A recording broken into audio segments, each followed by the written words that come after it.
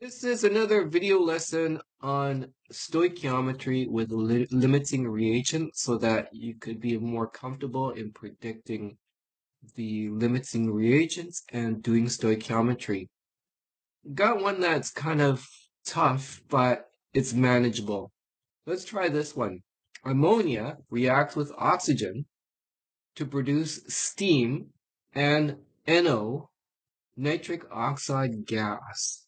Write a balance equation, and if 12 grams of ammonia is reacted with 6 grams of oxygen, we'll write a balance equation. Which reagent is limiting reagent? How many gram excess reagent will be unreacted? Calculate the theoretical yield of NO gas, and we could also calculate for water as well. If 1.4 grams of NO gas is actually isolated, what is the percent yield? Let's balance this equation. By inspection, you could see that the nitrogens are balanced, the oxygens are balanced. It's only the hydrogens that are not balanced. We've got 3 and 2. So between 3 and 2, in order to make them equal, you'd probably want to put a 3 in front here. That'll give you 6 hydrogens, and a 2 in front here, then the hydrogens are now balanced. Nitrogens are no longer balanced, so we'll put a 2 in front for the nitrogen and balances out the nitrogen. And you could see that we got 5 oxygens, so in order to get 5 oxygens on this side, we'll have 10. But we don't want 10, we only want 5, so you're going to take 5 over 2, that'll be 10 over 2, which is equal to 5. So we multiply everything by 2, and you'll find that by doing this, this will give you 4 NH3s, this will give you 5 O2s, 4 NO, and 6 water molecules. And you could check for yourself to make sure this is balanced. 4 nitrogens, there's 12 hydrogens, the oxygens are 10 on both sides, and it's perfectly balanced. Now, the next step is to put these numbers into our table. Remember, we had 4 NH3s, 5 O2s, 4 NOs, and 6 water molecules, just to make sure that this is correct. Okay, that's perfect. And now, what we want to do is we want to tabulate the rest of the data. So in the table, we have the reactants on the left, products on the right. We want to have our columns set up in a unique way. I want to have you guys remember it's always the grams, the mass first, followed by the molar mass, which remember is the number of grams per mole. And those are the numbers you obtain from the periodic table. So remember, it's grams per mole. I don't like it normally written like this. Instead, I like to have it in a fraction form because when you go and do the calculation, you'll know that the units cancel, where the denominator and the numerator, if they're the same, will cancel. So grams per mole is the molar mass. Okay? And then finally, we got the mole. And the mole is at the bottom because remember, the grams divided by the molar mass is equal to moles. Now, we could determine the molar mass by looking at the periodic table. The numbers that have a decimal point will be the numbers that you want. Nitrogen is like 14.000, hydrogen 1.008. So I'm just going to call this 3 hydrogens is 1, nitrogen is 14, this is 17.0 grams per mole. The oxygen is 16 plus 16 is 32.0 grams per mole. You just have to remember that you don't want to include the numbers in front, the 4 and the 5, their stoichiometric coefficient. That tells you 4 moles of ammonia reacts with 5 moles of oxygen. The molar mass, we only want 1 mole of it, 17 grams. We can also include the NO here. NO, don't include the stoichiometric coefficient. Okay, so N is 14, oxygen is 16. This is 30 grams per mole. And then water, you basically will end up memorizing the molar mass of water is 18, 16 from oxygen and 2 from the hydrogen. So this is 18 grams per mole. Okay, there we go. These are the numbers that we get from the periodic table. And remember, it's the number of grams in 1 mole. Now, from our description of the reaction, we have 12 grams of ammonia. So we'll put the number 12 here, 12.0.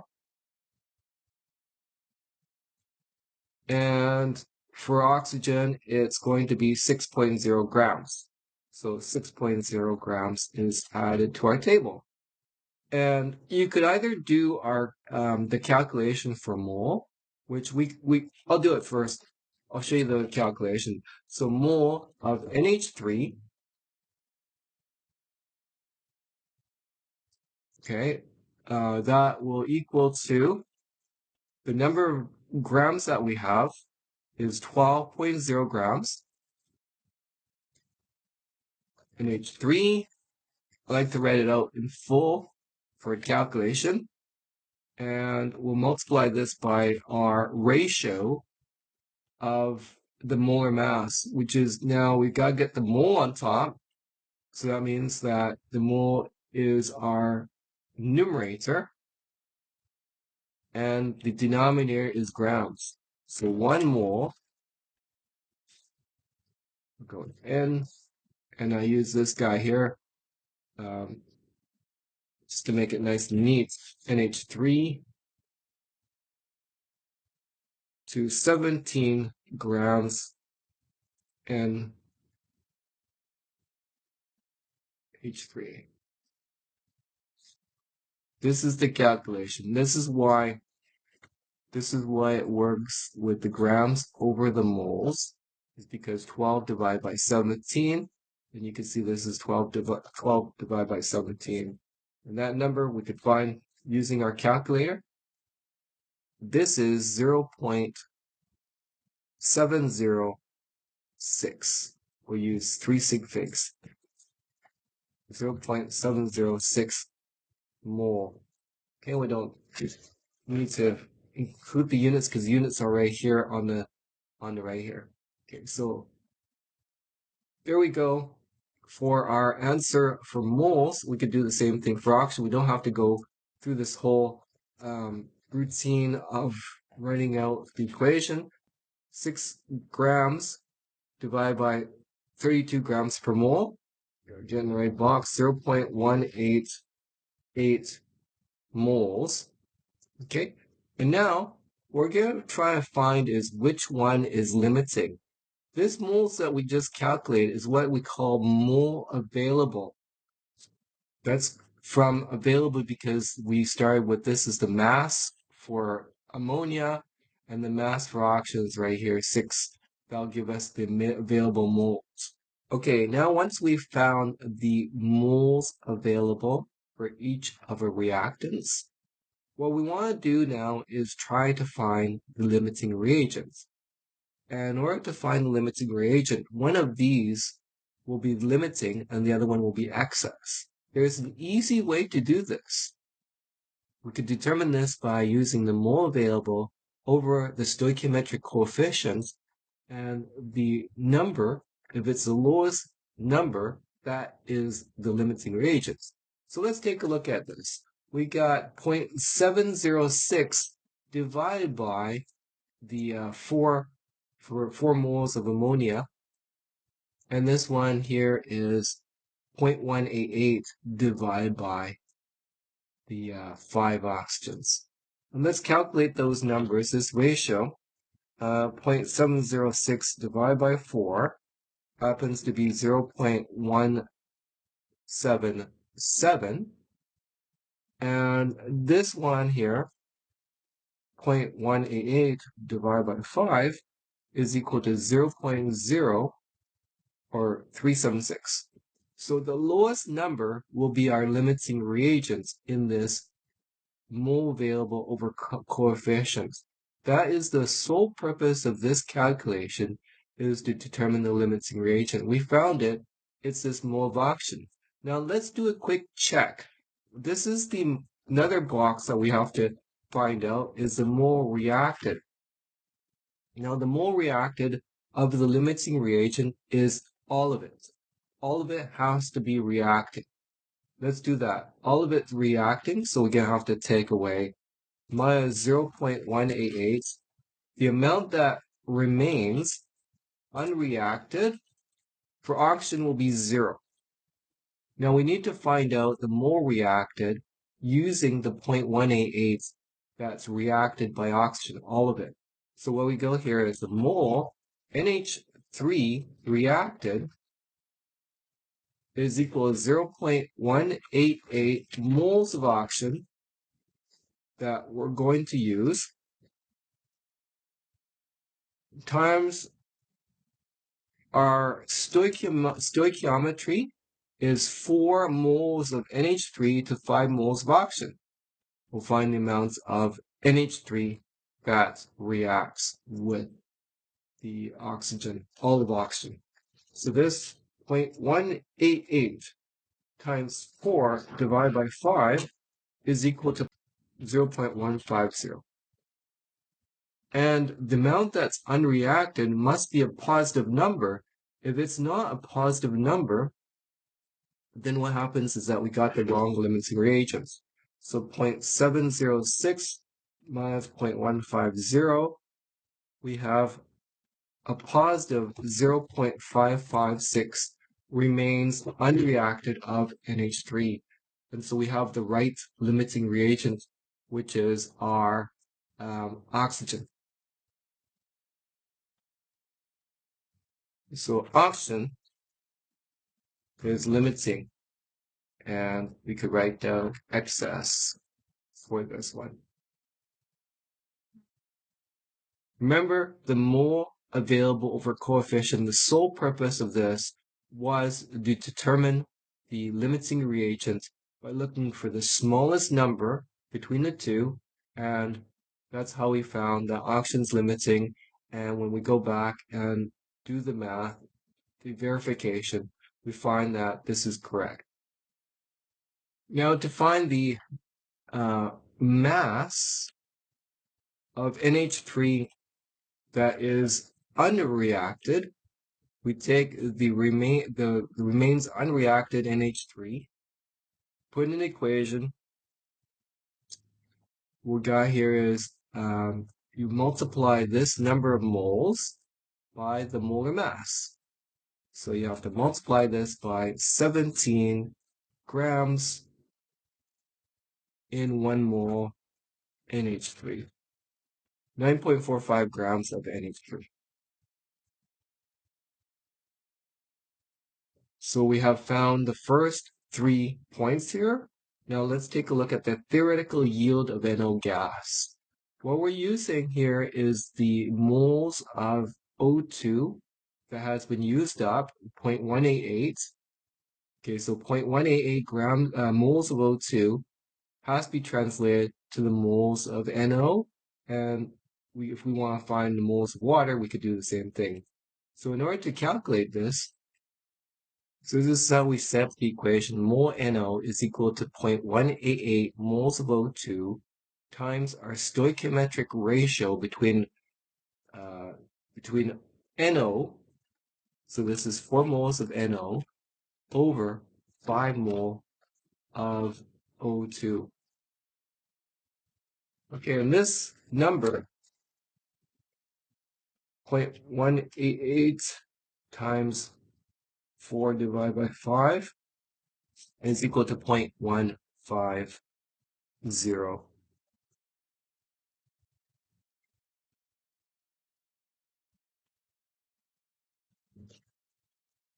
NO. And we'll put this number in the box right here. The moles of NO that has been produced, not available, but it'll be the produced. This is produced. this 0.150 moles of NO. For water, this will just be the ratio of 6 to 5 rather than 4 to 5. And so we do exactly the same thing, put 6 moles of water to 5 moles of O2. So 0.188, I'm just going to do this without doing the calculation, without doing the writing of the calculation. So it's 0.188 times 6 divided by 5. And this gives you a value of 0.226 moles of water that is produced theoretically. In order to find the grams, what we're going to do here is just multiply the moles by the molar mass. So 0.150 times 30 is equal to 4.5 grams of NO.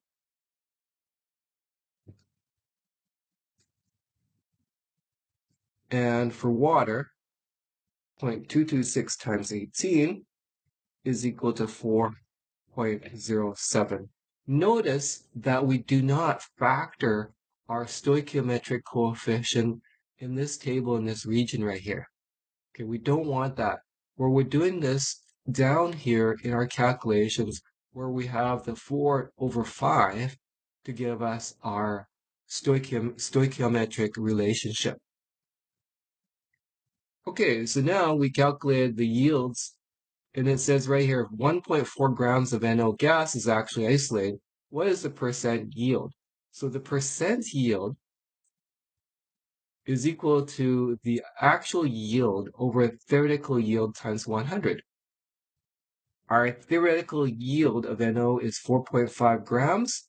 Our actual, it was in our description right here, 1.4% yield is equal to 1.4 grams that was actually isolated of NO divided by 4.5 grams that's in the table as the theoretical yield times 100.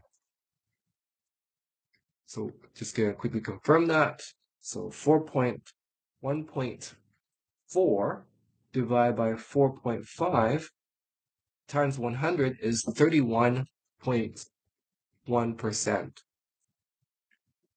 Scientifically, this yield is okay. We don't want to fudge the data when we're in the lab. Often, high yields are not always the best. High yields could mean that there's impurities in there, whereas low yields would give you a more pure sample. So it's always good to report the actual factual data. And that's it. That's how you do it.